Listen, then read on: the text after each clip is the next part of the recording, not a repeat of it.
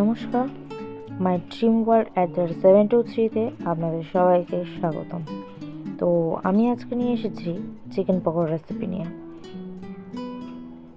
আপনারা নিশ্চয়ই সকলেই বাড়িতে এরকম চিকেন পকোড়া বানিয়েছেন।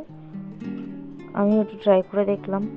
যদি আমার রেসিপিটি ভালো লাগে তাহলে আপনারা বাড়িতে ট্রাই করে দেখতে পারেন। আমি এখানে প্রথমে চিকেন ছোটো ছোটো পিস করে নিয়েছি। তারপর তার মধ্যে দিয়ে দিয়েছি নুন, হলুদ গুঁড়ো, লঙ্কার গুঁড়ো, আর এখানে দিয়েছি soya sauce, chilli sauce. Chilli সসটা আপনাদের পছন্দ মতো দিতে পারেন। তারপর দিয়েছি এখানে আদা বাটা, রসুন বাটা, আর তারপরে দিয়ে দিয়েছি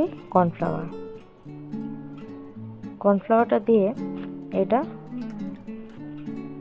ভালো করে মেখে নিতে হবে, যাতে প্রত্যেকটা চিকেনের গায়ে ভালোভাবে মশলাটা লাগে। আমি এখানে হাতের সাহায্যে পুরো চিকেনটা মেখে নিয়েছি। দেখুন, একদম প্রত্যেকটা চিকেনে যাতে মশলা লেগে যায় সেভাবে মাখিয়ে নিলাম। তো আমার এখানে চিকেন মেখে সাইডে রেখে দিয়েছি ম্যারিনেট করে। এরপর আমি গ্যাসে বসিয়ে দিয়েছি একটি ফ্রাইং প্যান বসিয়ে দিয়ে তার মধ্যে দিয়ে দিয়েছি পরিমাণ মতো তেল। যেহেতু আমি এখানে ডিপ ফ্রাই করবো, তো তেলের পরিমাণটা একটু বেশিই দিয়েছি। এবার তেলটা গরম হয়ে গেলে এর মধ্যে এক এক করে পকোড়াগুলো ছেড়ে দেবো। আমি এখানে এক এক করে পকোড়াগুলো ছেড়ে দিলাম। তেল হালকা গরম থাকা অবস্থাতেই পকোড়াগুলো দিতে হবে। বেশি গরম হয়ে গেলে তখন দিলে পকোড়াগুলো ওভার ফ্রাই হয়ে যাবে, ভেতরে কাঁচা থেকে যাবে, বাইরের পর্যন্ত পুড়ে যাবে। তাই আমি এখানে হালকা আঁচে পকোড়াগুলো দিয়ে দিলাম। এবার এক পার হয়ে যাওয়ার পর ওপর পেস্টটা উল্টে পাবো। পকোড়াগুলো উলট পালট করে দিয়ে কিছুক্ষণ ফ্রাই হতে দিলাম।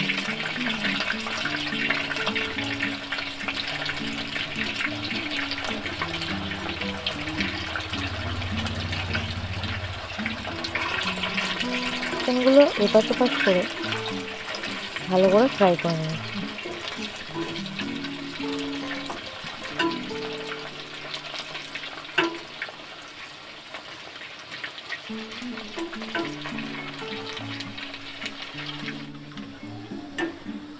চিকেনগুলো ফ্রাই হয়ে গেছে। এবার এটি ছাঁকনির সাহায্যে চিকেন পকোড়াগুলো তুলে নেব।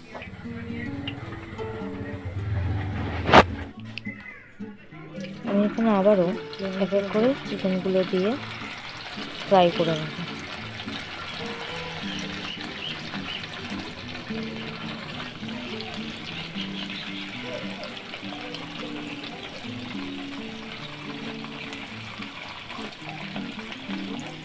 দেখুন, আমি এখানে এক এক করে দিয়েছি।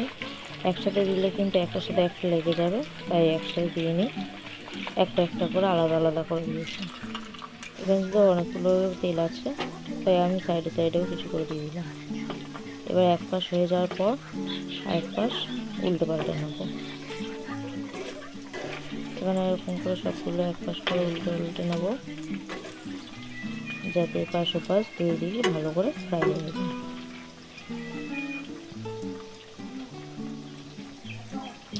বলবি তো, যেটা বেঁচে যাচ্ছে।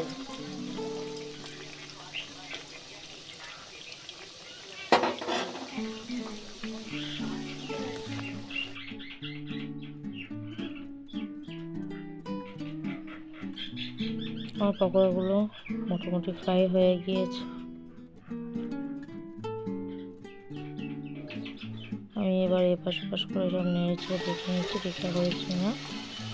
তো এবার আমি পকোড়াগুলো একটা ছাঁকনির সাহায্যে তুলে নেব। ভালোভাবে তেল ছেঁকে একটি পাত্রে তুলে রাখতে হবে।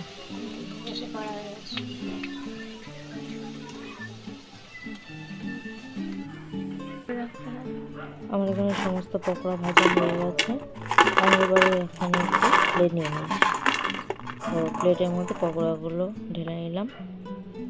এবার দিয়ে দেবো সস।